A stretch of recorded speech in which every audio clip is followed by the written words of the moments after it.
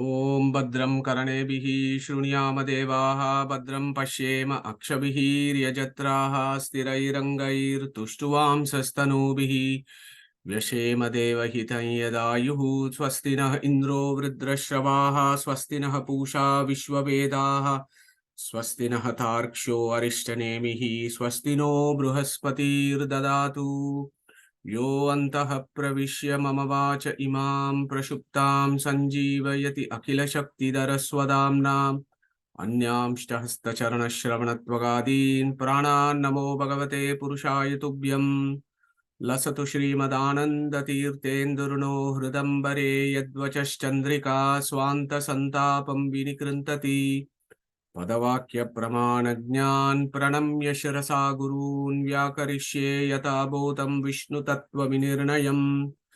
So good morning, good afternoon and good evening for folks who are joining for the fifth session of Atharvana Upanishad, which as you know is also called Mundaka Upanishad. So Om Brahma Devanam Pratamaha Sambhabuva Vishwasya Karta Bhuvanasya Gopta Sa Brahma Vidyam Sarva Vidyam Pratishtam Atharvaya Jeshtaputraya Praha Atharvane Yam Pravadeta Brahma Atharvatam Purovacha Angire Brahma Vidyam Sa Bharadvajaya Satyavahaya Praha Bharadvajo Angirase Paravaram Shaunakoha Vai Mahashalo Angirasam vidivatu upasannaha papracha kasminnu bhagave vijñāte sarvamidam vijñātam bhavati tasmai sahovacha dve vidye veditavye itihasmayat brahmavido vadanti parachaiva aparacha tatra apara rigvedo yajurvedaha samavedo atharvavedaha siksha kalpo vyakaranam niruktam chando jyotishamiti Atapara yayatad aksharam adhigamyate. So this is where we are. 2 weeks ago, we were looking at this. Atapara yayatad aksharam adhigamyate. So what we will do today is, we'll complete this particular line. Because as I said before, this is a very profound statement of Vedic philosophy. So we are trying to understand this from various angles. Atapara yayatad aksharam adhigamyate. Who is this akshara? Yattad adreshyam agrahyam agotram avvaranam achakshushrotam tadapani padam nityam vibhum sarvagatam susukshvam tadavyayam yad bhutayonim paripashyanti dhiraha. So that is the next line. So we'll try and tackle a few words at least of the second line, but I want to finish ataparayaya tadaksharam idamyate. So who is this Akshara? So before we look at the Akshara, let's think about all the rishis, Atharva, Angira, Satyavaha, Angirasa and Shuanaka and all the acharyas that have given us the Bhashya. They are all the gurus or the rishis of this Upanishad. Devata is Akshara, Namaka Paramatma, Chandas of course is in Anishtub and other Chandas, primarily Anishtub. So the Devata for this Upanishad is Akshara Namaka Paramatma, and that is what we are trying to understand who this Akshara is.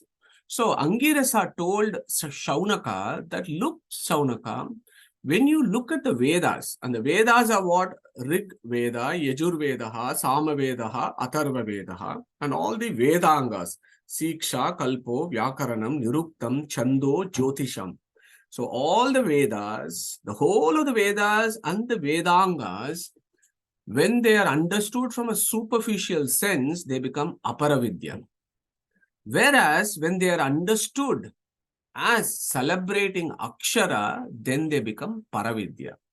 Ata para yaya tad aksharam adhigamyate. So this is what we have been thinking about for the past 3 sessions. So a very brief recap of what Akshara is. So when we think about any Vedic Sanskrit word, we look at conventional, which is called Rudi, or we look at etymological, which is called yoga.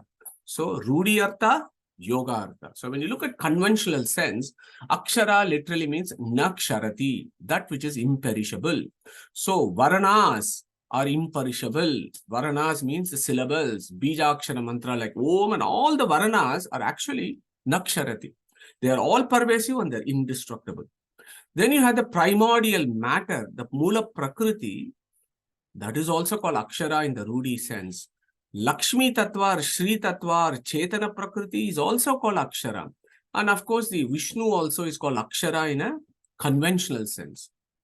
When you look at the etymological meaning of akshara, then it opens up into very interesting aspects. So, ashnute iti aksharam, or anything that is all pervasive is called akshara.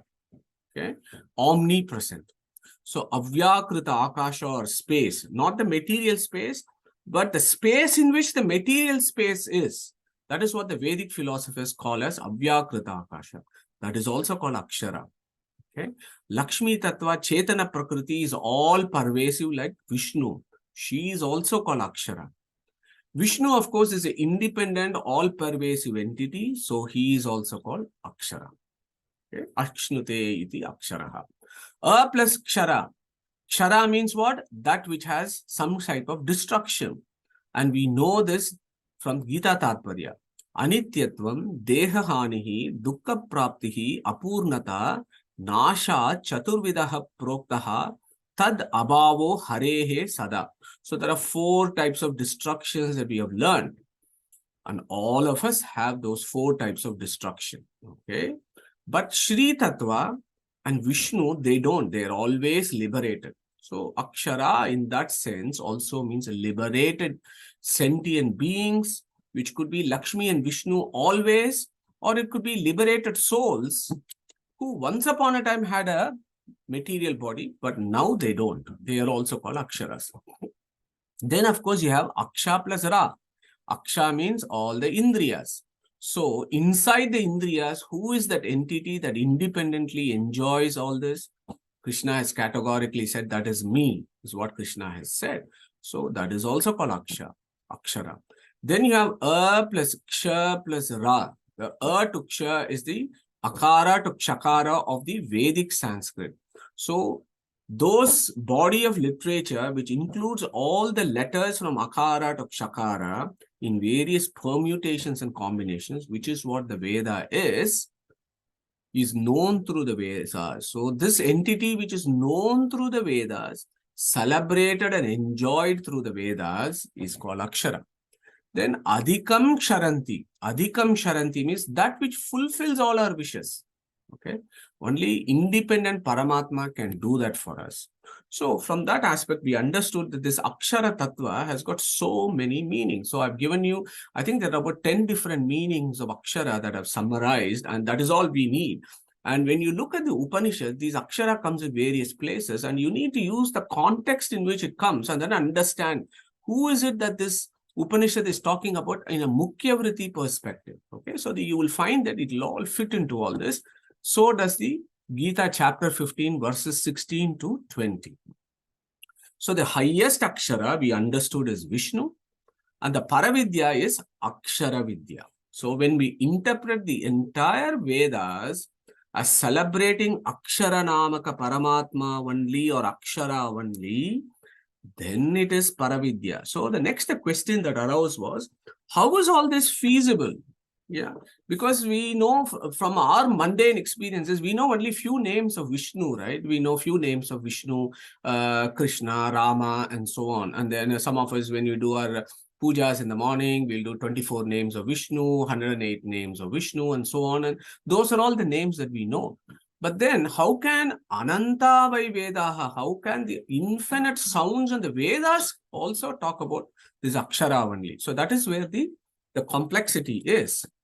So last time when we looked at this, we understood that the whole of the Vedas and Veda Vyasa has given us some rules of interpretation. In fact, he has drafted the fourth sutra, Om Tattu Samanvayat.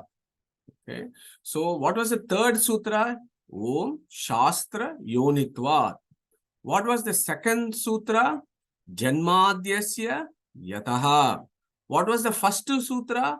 Atato Brahma Jijnasa. So the third sutra is Shastra Yoni. He can be known only through the Shastras.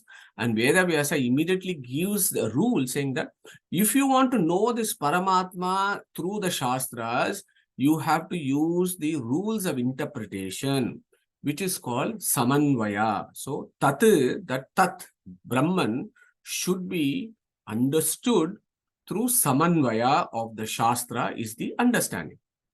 So go back to those lectures where we had quite a detailed discussion of how that Samanvaya operates and so on. So this is hard work, right? So that's what we have to do. So for sadhana, these are all the aspects of sadhana that we have to make our individual efforts and try and understand this. Okay? So that is Samanvaya of the Shastra from last time. Then we also touched very briefly about rituals. You know, all the rituals that we do in our daily life, they all seem to be very mundane, sometimes in quote and unquote senseless actions that we do, but they also have ulterior philosophical implications. So when all the rituals are understood as either talking about Paramatma or they lead us towards Paramatma, then those rituals become Paravidya. If we don't achieve those two, rituals are just rituals. They are just a mundane spine level activity. So we need to become cerebral, not spinal. Yeah. Most of the rituals that we are doing is operating at a spinal level. But what our rishis tell us is elevate it to a cerebral levels of doing your rituals. And how can you do that? If the rites and rituals lead to the knowledge of Brahman, then that is Paravidya. Scriptural words in their worldly sense describe the scope and limitations of pursuing sacrifice. They create a sense of aversion and encourage to pursue knowledge of Brahman. Okay? Says Asmaratya. Rituals can cleanse the mind and promote the seeker to gain the knowledge of Brahman, says Audulomihi. Rites, deities, and all other things exist in Brahman. Brahman is the supporter of all these. In order for us to understand the supporter, the scriptural words connote this supported world. So think about all this. This is what Kasha Krishna says. So these are all summarized as to how the rituals can become Paravidya, that Veda Vyasa actually using the opinions of 4 of his Sishyas, Jaimini, Ashmaratyaha, Audulomihi, Kasha Krishnaha. These 4 are Veda Vyasa's students, and they give these kind of rules as to how a ritual becomes Paravidya. Okay. So the new idea for today is how to reconcile Paravidya in Devata Upasana. Okay. So this is important because in Upanishads and in very many places, you will have various other deities. So let's not forget, there is only one Deva, but there may be a lot of Devatas. So these Devatas, starting from Chaturmukha, Saraswati, Bharati, Vayu, Rudra, Parvati, Indra, Suparni, you name it, go up to Agni, go to Ganesha, etc., etc. All others are deities. Okay? Upanishads talk a lot about these Devatas. Okay? So if we do only Devata Upasana alone, that also is Aparavidya. But the Veda Vyasa tells us, even the Devata Upasana in the Upanishads, if they are done with a view of Paramatma inside these Devatas, then they become Paravidya. Okay, so I'll just take one verse here. I've given quite a number of references. So let's take Katha Upanishad. Yeah, Indriyebhyah parahi artha, artebhyascha param manaha, manasastu para buddhir, buddher atma mahan paraha, mahatah param avyaktam, avyaktat purusha paraha, purushan na param kinchit sakashta saparagatihi. We know this from Katha Upanishad, right? And Veda Vyasa gives us the rules, because each component here, the Indriya, Manaha, Buddhi, and all that, they are not just the Upanishad is actually talking about the Tattva Abhimani Devatas in that. Okay, so that is the first level of interpretation. Abhimani Vyapadeshastu Visesha Anugatibhyam. That is a rule that Veda Vyasa, our teacher, asks us. When you look at these verses in the Vedas, these mundane things actually have to be understood as there is a sentient being behind it. Okay, that is the Abhimani Vyapadeshastu Viseshani Gativyam. But you don't stop there. So if you just stop at that level, then that is also an Aparavidya. What you have to do is you have to go to the next level. Again, Veda Vyasa again gives that rules in the first Adhyaya, first Pada, 20th Sutra. Antastad dharma upadeshat, antastaha. So see this Paramatma as inside the Abhimani Devatas. Antastad dharma upadeshat, antastaha. And then he has also done another sutra called Antara Upapattehe. Okay. Then, of course, there are so many sutras. So for those of you interested in this, you can go and understand this as to how we don't stop at the Devata Upasana, but we always say inside the Devata is the Antaryami. That is what Antaryami Brahmanam is all about. Yeah. So I hope that makes sense. Antaryami yadi Devadishu Tadharma Vyapadeshat. So I've given you through 3 important sutras for understanding how we have to do the Devata Upasana, talking about Paramatma only. Okay. Those are the 3 sutras that we need to know. And also there is the cosmic Antaryami. So there are all these verses from Veda Vyasa for if you're interested in exploring this aspect. So essentially what I'm trying to tell you here is that all the Devata Upasanas also ultimately has to be seen as a Krishna Upasana. And that is what Krishna has also said in Gita very, very categorically. He said, if you do Upasana of some Devata, you may reach their kingdom or their loka, but you will not reach me. But if you worship that I am inside them, I am the controller of the Devata, then you have a chance of reaching me, is what Krishna says very, very categorically here. Okay, so we should never, ever forget these ideas as to how to reconcile Paravidya in Devata Upasana. Okay, so I just want to take a minute's break and I want folks to, one of us to recite verse 42 and one of us to recite verse 45 of the 2nd chapter of Gita, Sankhya Yoga, which essentially, that is what is telling us. It is asking us how to look at the Vedas. Okay. So who wants to do the 42nd verse, please?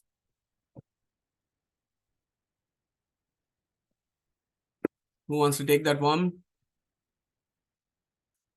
Okay. I'll do it. Ajit, go for it. Yeah. Yamimam pushpitam vacham pravadantya vipaschitah vedavadarata partha nanyadastiti vadinah.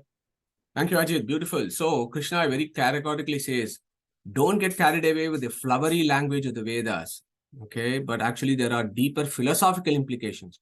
The meaning there is, some people think this verse says, reject the Vedas. That is far from truth. You don't reject the Vedas because Krishna has said, Yam imam pushpitam vacham pravadanti vipashtitaha vedavadarataha partha na anyadastiti vadinaha. No, you don't reject the Vedas. That will be stupid. What you should do is, we should use the rules of interpretations of the Vedas and understand the Vedas properly. We should go beyond these mundane material things that Vedas seems to lure us towards, but we should go beyond that. So that is what verse 45 is telling, isn't it? So who want to take us through the 45th verse of 2nd chapter?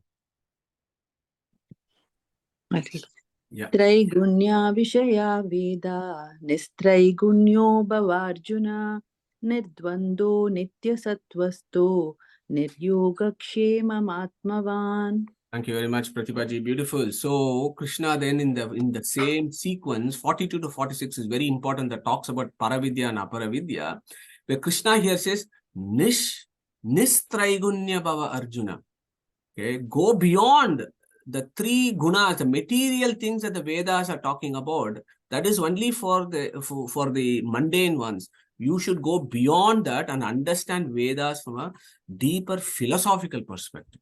So then, of course, then that leads you to the path of discovery and towards moksha. That is why Vedas are important for us. So even Krishna is also talking about Paravidya and Aparavidya, not just we are talking in the Upanishads. Yeah, of course, Gita is the essence of the Upanishads. So it is not a surprise that Krishna is actually tackling these issues when he is talking Sankhya Yoga. Okay. So here is a summary slide that you may want to think about. Okay. So our inherent tendencies only influence our depth of understanding of the scriptures. Okay. So it is all from where we see it, what is our capacities, what is our jiva swabhava, that is what dictates how we understand the depth of philosophy in the scriptures. Vedas are always swataha pramanya, as we discussed last time, nityatva, aporusheyatva, and swataha pramanyatva. Vedas are always self-valid. It is only our problem because our Jiva Swabhava is so different. Each one is different from another that we look at the Vedas or scriptures in an entirely different way. And how do we look at it? Majority of the folks have no idea of what it is. Okay, that is a true statement. 99.99%, they are not interested in this, or they have no idea what it is. Then, of course, you have the Nastika schools. They say Vedas are senseless. It's their problem. It's not Veda's problem. That we need to make it very, very clear. Those Nastika schools that say Vedas are senseless, it is their problem. It is not Veda's problem. Okay? Some people, Purva Mimamsakas, say it is completely ritualistic. There are some folks who says only 5 or so of the verses of the Vedas are truth declaring or Tattva Vedaka, and the rest are Atattva Vedaka. And there are some people who think some portions of the Vedas are ritualistic and they call this as Karma Kanda and partly generate knowledge about, and some parts generate knowledge about Akshara and they call this as Jnana Kanda. Okay, so they make those artificial distinctions. Again, it is their problem. Srimad Acharya says, every sound, letter, word, sentence in all of the universe only celebrate the glory of Akshara. So that is his fundamental hypothesis. And he talks in his favorite Upanishad, of course, is Maha-Aitareya Upanishad of Rig Veda. And the chief purport of Maha-Aitareya Upanishad of Rig Veda is Sarva Shabda Vachyatva of Brahman. Okay, so he takes an entirely different view. He's on the other end of the spectrum. Okay, so Veda Vyasa also is of the same view. In the Brahma Sutra, the first Adhyaya is called Samanvaya Adhyaya. Okay, so here is a very, very quick quiz. If for those of you who are interested in Brahma Sutra, the first Adhyaya is Samanvaya Adhyaya. Anybody wants to name the 4 padas of the Samanvaya Adhyaya of Brahma Sutra? Who is going to tell us? Or what are the 4 types of Samanvaya that is done? Okay, no worries. So I would suggest that you do your homework because there are 4 different types of words that are settled by Veda Vyasa. There's something called Tatraiva, okay, which we are not interested in. Tatraiva means the words like Vishnu, Krishna, Rama, they all mean Narayana. So there is no controversy there. Okay, the controversy only comes when it is Ubhayatra, Anyatraiva, and so on. So there are Namatmaka, Lingatmaka Shabdas in the Vedas that Veda Vyasa goes and settles.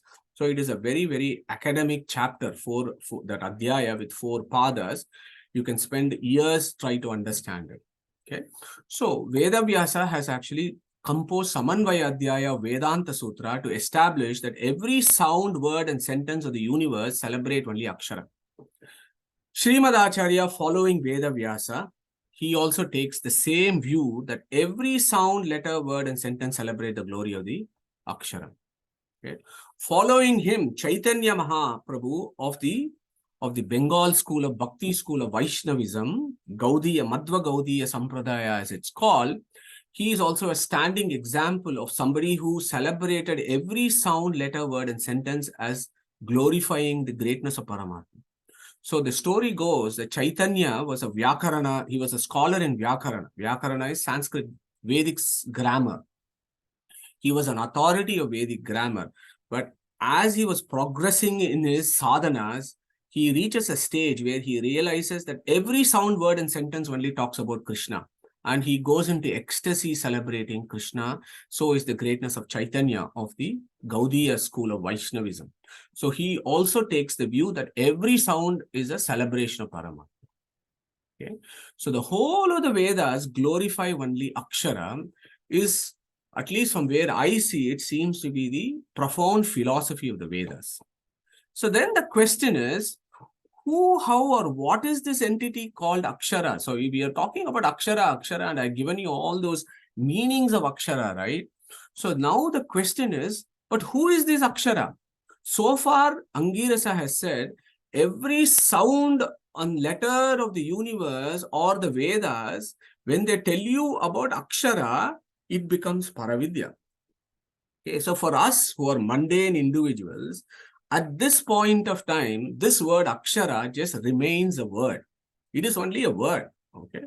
I have given you some meanings, but nevertheless, it only remains a word. So Angirasa then teaches Shuanaka. Let's not forget the Guru and Sishya here. The Guru is Angirasa, Shuanaka is the student, and they are having a conversation. So Angirasa says, Shuanaka, I've told you about who this Akshara, how the Akshara can become Paravidya, but now hear from me who this Akshara is. Okay, so this is not an easy verse. Okay, this verse, like the previous verse, is so full of philosophy.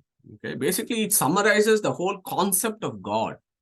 Yeah, who is Akshara is a question for us. Who is Akshara? You have said so much about him becoming the scope of Paravidya. So this is a new verse for us today. So Angirasa immediately says, Yat tad adreshyam agrahyam agotram avarnam achakshushrodram tad apanipadam nityam vibhum sarvagatam susukshmam tad avyayam yad bhutayonim paripashyanti dhiraha. So these are all the complex, beautiful words of Atharvana Upanishad or Mundaka Upanishad that actually gives you the definition of God. Okay. If anybody wants to understand who is God, who is this Paramatma, who is this divine being, who is this Brahman, he might have infinite names, different schools and religions of this world give him different names and worship him and so on. But does anyone actually know who this Paramatma is, who this God is? Okay. That is what Angirasa talks about next in this beautiful, beautiful verse. Yattad adreshyam agrahyam agotram avarnam achakshushrodram tadapani padam nityam vibhum sarvagatam susukshvam tadavyayam yadbhuta yonim paripashyanti dhiraha.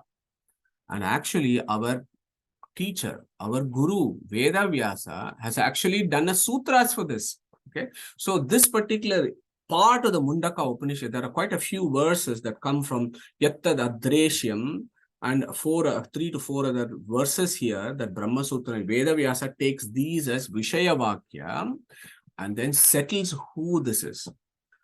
Adrishyatwadi gunako dharmoktehe visheshena Veda Vyapadeshabhyam na itarau Rupo Upanyasacha. 3 sutras he has done for us to understand this particular verse and a few other verses.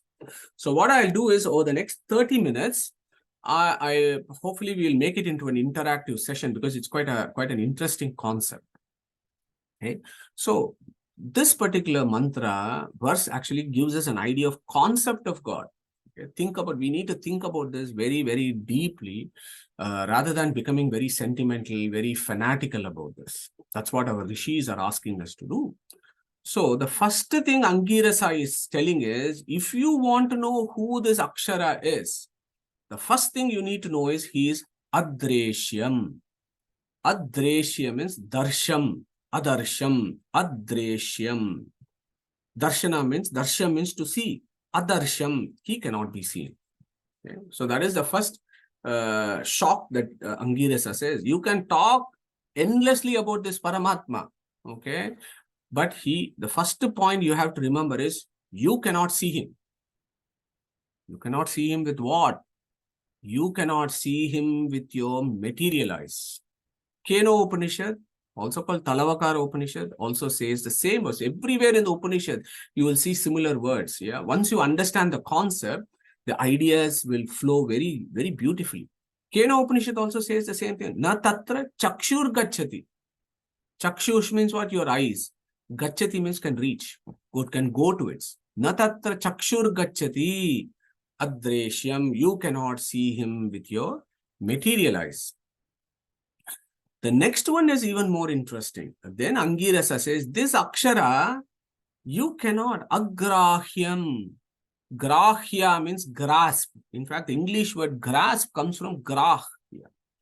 Grahya means that which can be grasped. And Angirasa says this Akshara or Brahman is Agrahyam. He cannot be grasped. Okay. Number one, he cannot be seen. And number two, he cannot be grasped. Okay. By what?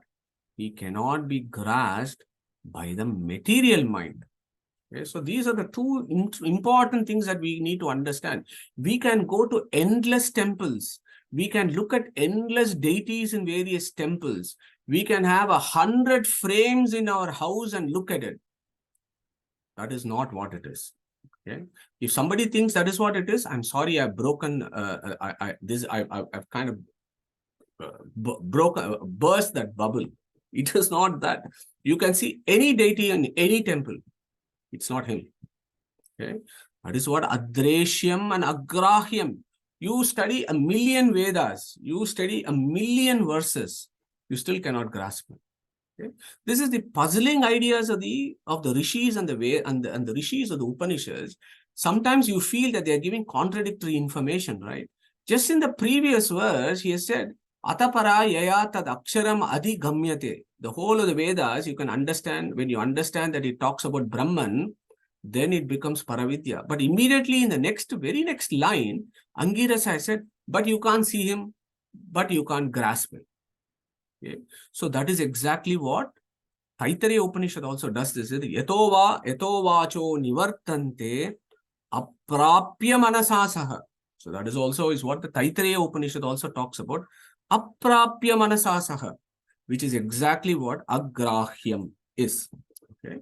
So either we can skim through these verses superficially, or we can stop at this point and think about this problem in a much more deeper perspective, from a very philosophical perspective, not from a sectarian perspective, but from a philosophical perspective, to understand why is Angirasa saying that this Paramatma cannot be seen by our material eyes, cannot be grasped by our material mind. So before I move on to the next slides, I just want to park there for a minute and get us thinking about this and perhaps contribute some ideas. Why cannot he be seen with eyes or grasped by the mind? Anybody want to put in some ideas here, please? Anand, go for it. I think to grasp by the mind or to be seen by the eyes, you need familiarity. So if you have a non-familiar entity, it's impossible either to grasp by the mind or see by the eyes. If you don't know something, it is impossible to think of it. If there is a familiarity, then you can form some sort of an idea in your head.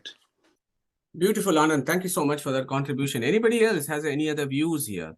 Why is God cannot be seen and cannot be grasped? There are many fellows out there with long beards who seem to think that they have seen God or they have grasped him. But actually, Angirasa, who is such an exalted rishi himself, he's saying you cannot see him and you cannot grasp. So as Anandji said, is it that, Madhuri, that he is not graspable to our material mind? Because he's not material. He is aprakrita, you said, I think. Aprakrita deha, yes. Not out of prakriti. Beautiful, Shilaji. Thank you very much. Excellent, excellent contribution. Anybody else has any other views? If not, let's move to the next slide. So the question is, why is he Adreshyam and why he is Agrahyam? Angirasa himself gives the answer here. Anand actually brought those ideas very, very beautifully. So Angirasa says, this Akshara is Adreshyam, Agrahyam, because he is Agotram and he is Avaranam. Okay. Agotram, very interesting. Some people take it as various Gotras. That may be one meaning, but here is the deeper philosophical meaning. Agotram, he does not have a name. Okay. So this is puzzling, isn't it? As I said, in the previous verse, he said, Anantavai Vedaha, Vedaishta Sarvair Ahameva Vedyaha. Krishna has said that the whole of the Vedas only celebrate me. But then here is Angirasa telling entirely the opposite. Agotram, he does not have a name. He just said it the previous line, Atapara yaya tad aksharam adhigamyate. When the whole Vedas are understood as only talking about this akshara, then they become Paravidya. But here he's saying Agotra. So this is interesting because that takes us to an idea of what is called linguistic determinism. There may be some psychologists, psychiatry experts here who might be able to tell us what is linguistic determinism. Anybody wants to take a go, have a go at this? The concept of linguistic determinism. Devalji. I Okay. think this was discussed already, isn't it? So like in the picture you're showing an object like apple, and when children learn in school, the apple is shown, and then you say the word apple to the object apple, then you make the link. And we can't know God because you can't see God and show God to say that this is God. Thank you, Devalji. Beautiful. That was excellent revision. So Devalji got it absolutely right there. The linguistic determinism, the idea of linguistic determinism is our thought process. Yeah, the way we think, the way our mind operates is through language.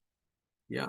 The experts I stand to be corrected on this from what the modern thinking is, but from a linguistic determinism perspective is our thought process, it has a large language component to it. We think through our language when we learn from childhood, the various linkings, as Devalji said, this object is called apple.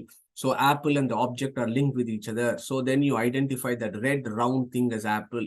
That goes into your memory. And then when you're thinking, you retrieve that idea. And when you retrieve that idea in your mind, you use the language to have your thought process.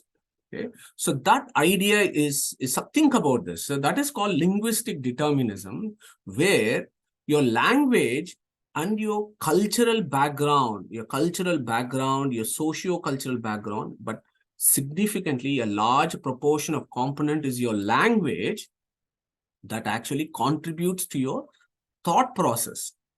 Okay. So that is what linguistic determinism is. So here is the problem. When the previous word, he said agrahyam.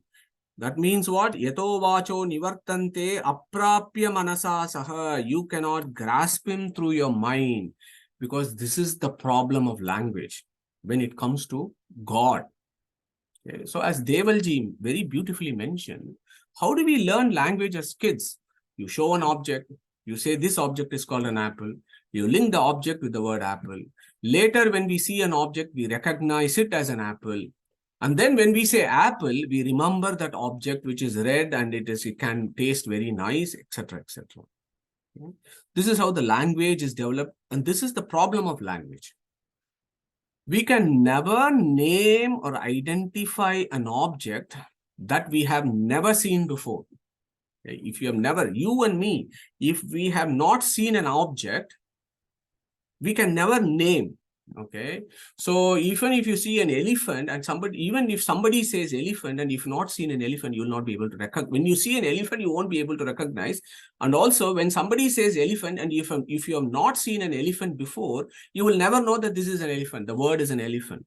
For us, that is all is Vedas at this point. Okay. This is the sad fact of our lives. When Vedas talk about Akshara, Brahman and so on, they are mere words for us. Because we have not actually seen that Akshara to actually say, oh my God, this is what Akshara is. We don't know. Okay? That is the idea that Angirasa is talking about here. If an object is non-material, it can never have a material name. Okay, so think about this idea, linguistic determinism, how we think through our language and how our language is developed because we have seen an object and then we link a word and then that is how the language is. But when it comes to this Akshara Namaka Paramatma, that Paramatma we have not seen. All that we know is just this sound, this word. Okay? So here is a bigger problem. Okay? Which object are we going to show and say this is Akshara? You and me, or any person in the modern world who claims himself as a god man or a seer, can they actually show the object, or have they actually seen the object? So this is one of the problems. Which object are we going to show and say this is Akshara? Okay. And here is even more of a deeper problem of philosophy. And again, as I said, our Upanishads are never sectarian. They are giving us some universal ideas about who this universal being is. And Angirasa is now, this is the conversation that Angirasa and Shuanaka are having. So from our perspective, what should we be doing? We should get into Shuanaka's shoes and understand this. So the problem there is, if God is unnameable, then what is the purpose of scriptures? There are so Ananta Vaivedaha, there are so many words, sounds and letters. If this chap is unnameable, then what is the purpose of scriptures? Who wants to take up that formidable question? Anybody wants to contribute this? If God is unnameable, Anand. I think the Vedas serve as a tool to get to know whatever little we can about this Akshara. Okay, all right, excellent. Thank you, Anand. Anybody else has got any other views here? Okay, so we'll move on. So it's a difficult concept. Anand got some of the ideas there perfectly right there. So why God cannot be seen or grasped by the mind? So we are still dwelling in this, isn't it? Can Brahman be known through the scriptures or not? So not surprisingly, this becomes one of the key discussion points in Vedanta Sutra. Vedavyasa takes this fundamental core problem, okay, actually dealing with this. Because in the third, he said, Shastra Yonitvat, he can be known through the Shastras, as Anandji mentioned. And then he said, to know him properly, you need to use Samanvaya. So, Tattu Samanvayad, he said. Okay. But here is Mundaka saying he is Agotram and Avaran. In fact, the Vedas themselves say that he cannot be described in words. Yeah, Shastras themselves say God cannot be described in words, as he is beyond comprehension.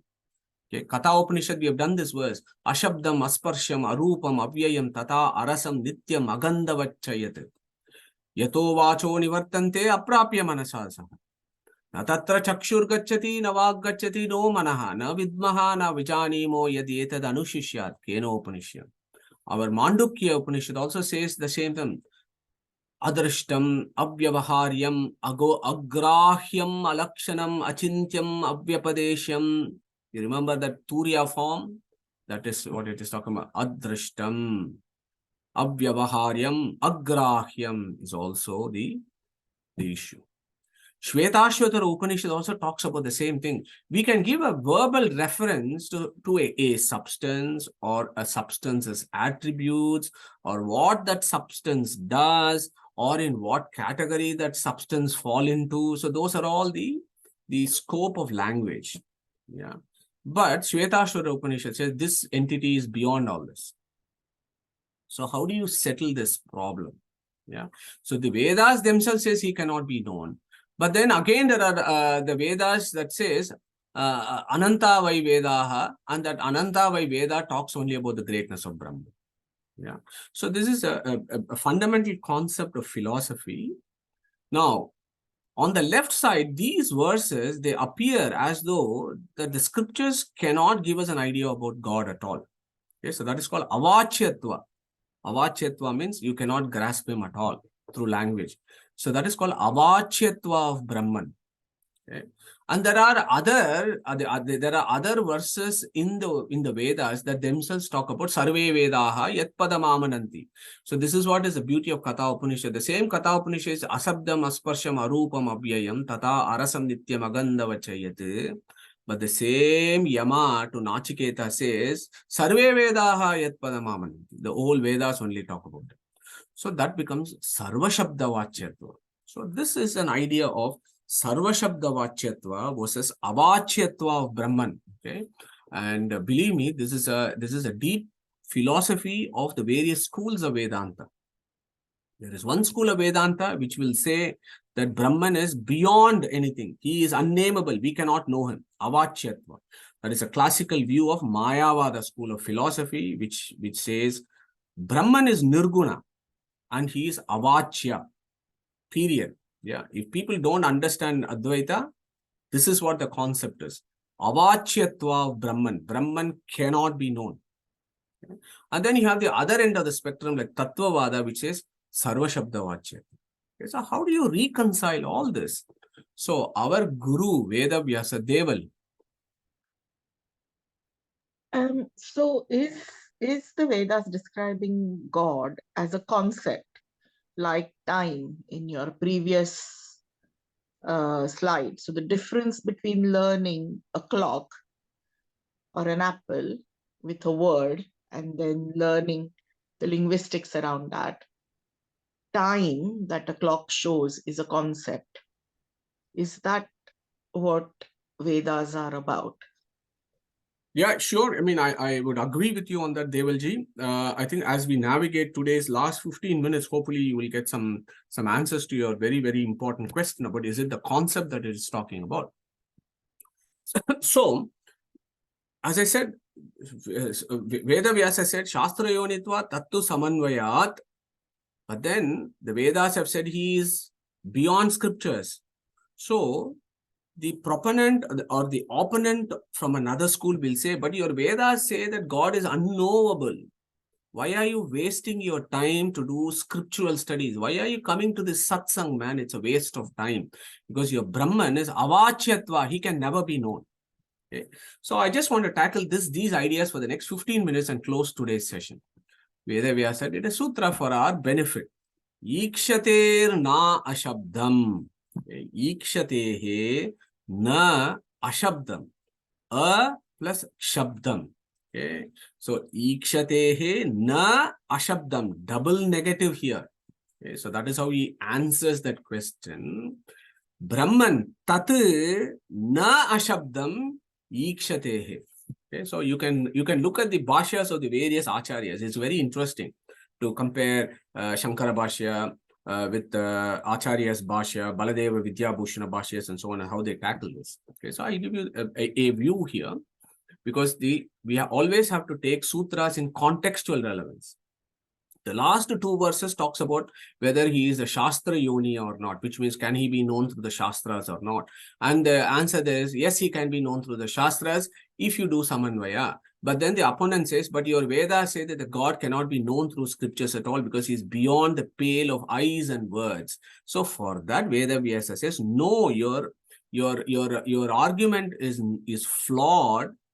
Why? Because Tat or that Brahman is na ashabdam. So it's a double negative there. Na and a plus shabdam. Shabda means Vedas. So na ashabdam means he is known through the Vedas. Why?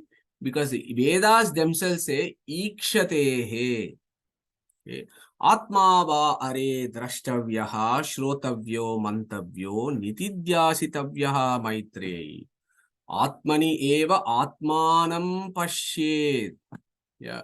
Purusham ikshate. So in the Vedas themselves say God can be seen. To see means to know. Yeah. So the same Vedas also say no, he can be known. He can be seen. The Vedas actually come to a rescue when there are these kind of conflicting words. So that is what Samanvaya, that's what the interpretation. Then the understanding and studying the Vedic philosophy becomes very interesting. How can that happen? What is going on here? Atma va are drashtavyaha, shrotavyo mantavyo nitidyasitavyaha. This is what Devalji was talking about.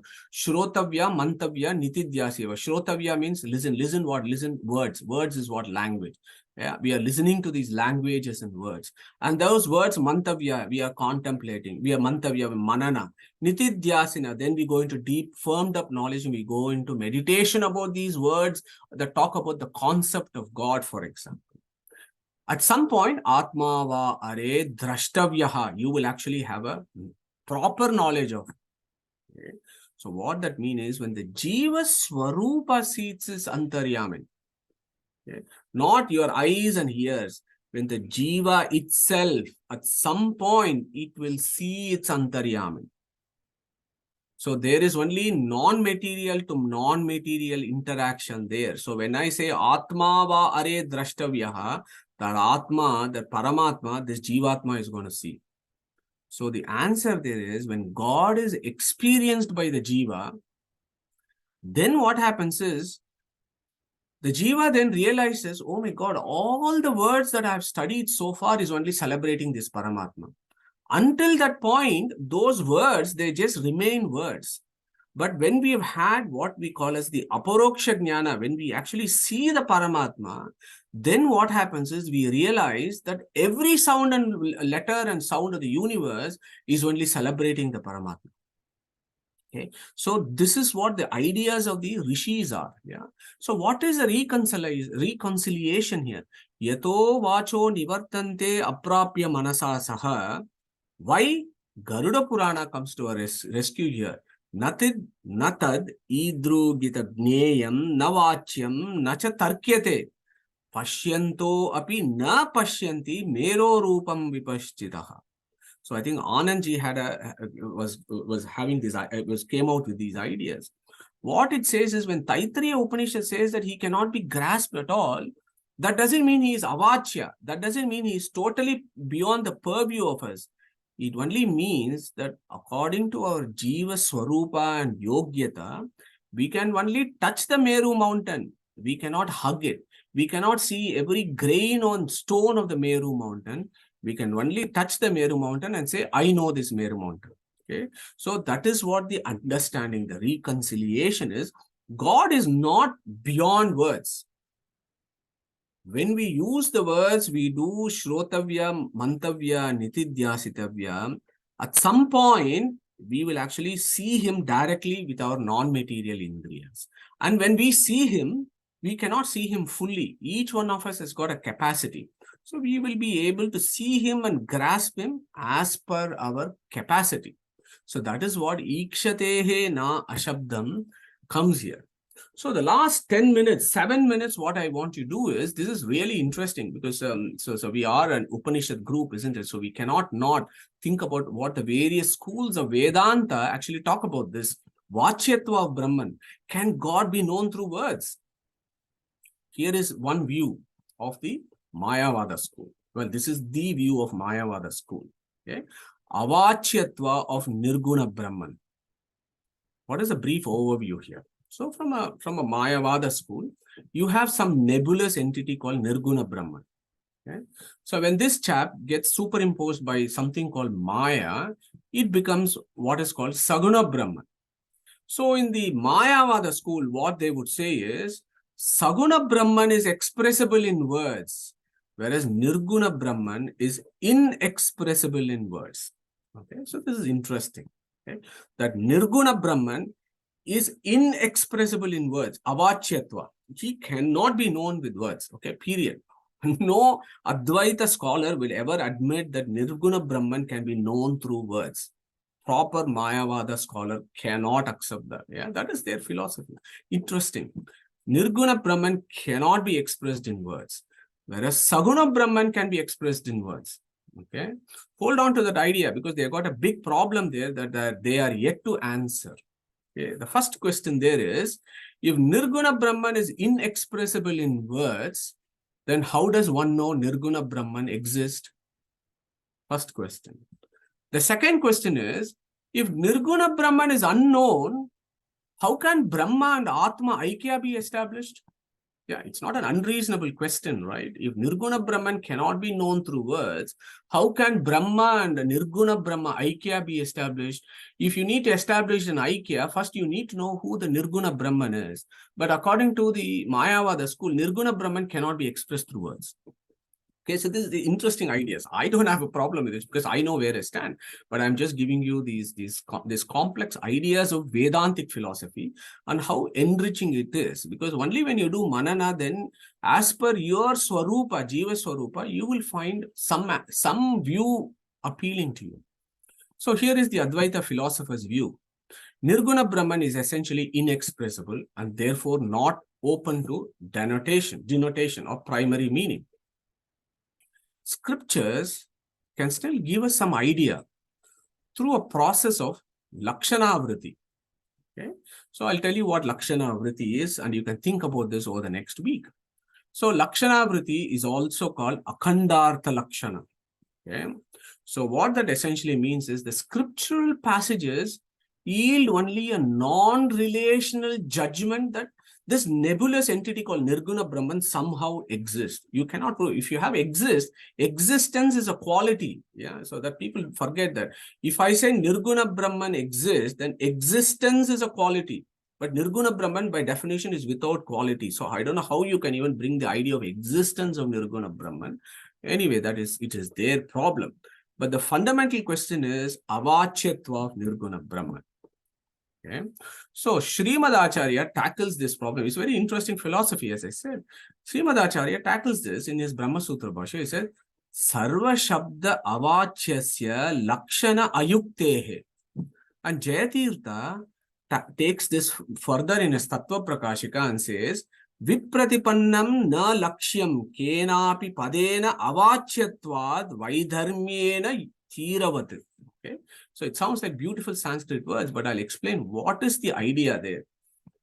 Sarva Shabda Avachyasya Lakshana Ayuktehe. So the idea there is, if you say that Nirguna Brahman cannot be named by any words, even Lakshana Vritti is not possible there. Okay, so our Mayavada philosophers have not been able to answer this until today.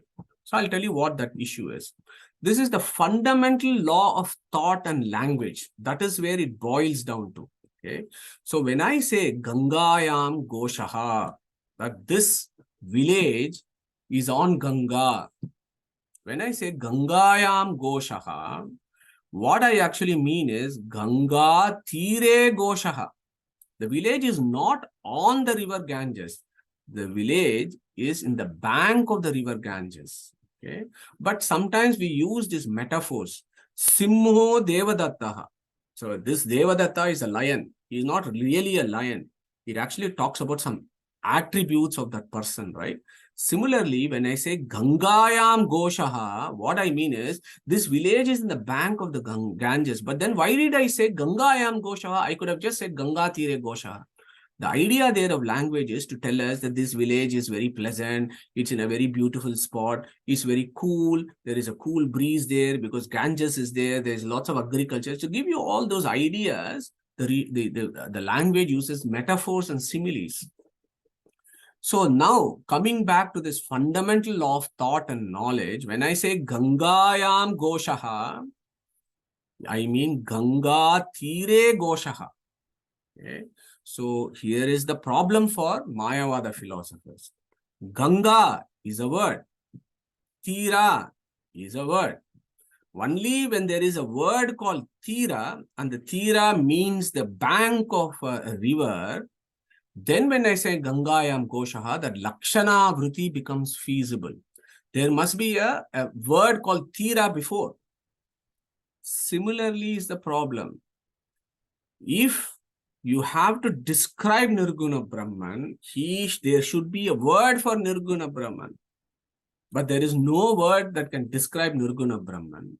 Saguna Brahman has got words that can describe it. Yeah? He is inexpressible by words, whereas Saguna Brahman is expressible by words. So in this context, if Nirguna Brahman, if it exists, can never be known by Lakshana Vritti in Mayavada. He cannot be known. Yeah, so think about this idea. Nirguna Brahman cannot be known. Okay, if he cannot be known, scriptural study is a waste of time. Is one of the arguments about avachyatva of Brahman. Okay, so we are talking about all this. Remember, I might have digressed a little bit, but this is to introduce these ideas about whether God can be in the purview of language or not. Nirguna Brahman cannot be, according to Mayavada, but they think he can be known through Lakshana Vritti. But Tattvavada philosophers then will show that Vipratipannam na lakshyam kena api padena avachyatvat. Nirguna Brahman cannot be known through words, so he cannot also be known through Lakshana Vritti. So these are all the arguments. I find it fascinating. You can decide from your own, swarupa as to what appeals to you. But from looking at it from the fundamental laws of thought and language, if we take the view that Nirguna Brahman is inexpressible by words, then by definition, he can never be known. Okay. So I think I'll stop at this because these are complex ideas, but I hope you find it interesting, because next week what we will do is, because he said he is agotram. So what did we do? What are the words? So we have done only 2 words. So that is the beauty of Upanishads, right? We have done adreshyam, we have done agrahyam. Then after agrahyam, we are now coming to, he is agrahyam because he is agotram. And he is, what was the first one here? Adreshyam, we cannot see him. This was agrahyam. He is agrahyam because no words can express him. That is why we are talking about vachyatva of Brahman. Now, whereas the first one, he said he is adreshyam. He is adreshyam because he is avarnam. He is not material color. He does not have material color. He is not made of material color. And the philosophy then goes on, because what Angirasa is doing is, he is giving us a very broad concept of who this God is. Forget about those who don't even think that God exists. We are not even interested in having a discussion with them. But with those who believe there must be some efficient cause of the universe to make sense of all this, we are having a discussion as to who that efficient cause of the universe is, who is described as Akshara in Mundaka Upanishad. And that Akshara concept, or the concept of Brahman, is described first in a negative way. So everything is negative here, right? Agotram, Avarnam, Achakshu, all those things are negative. So the concept of God always starts from a very negative perspective, what he is not. When we understand what he is not, then we might, according to our own capacities, understand what he actually is. Okay? That is what Angirasa is taking us, by starting off with what he is not, but what he is. And then to know him as what he is, we need to understand his creatorship. And then he goes to one of the most amazing, mantras of Mundaka Upanishad that we will do over the next several weeks. Okay, so on that note, I'm going to close today's session and say Krishna Pranamastu. There are bucket loads of slides to discuss. I'll close at that point, Krishna Pranamastu. And if we have any questions, we can discuss this or close today's session.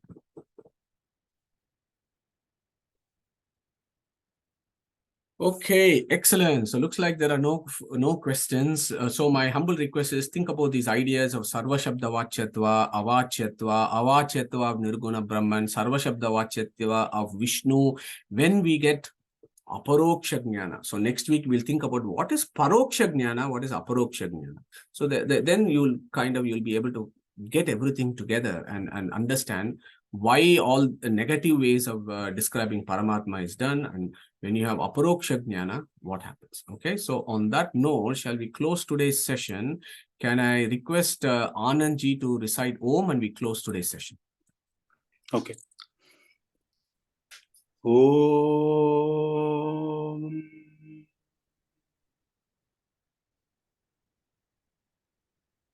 Hari Om Krishna. Wonderful. Thank you, everyone, for joining today. Look forward to next week as we carry on in our journey on this most important mantra of Vedic philosophy. Take care. Hare Krishna and stay safe.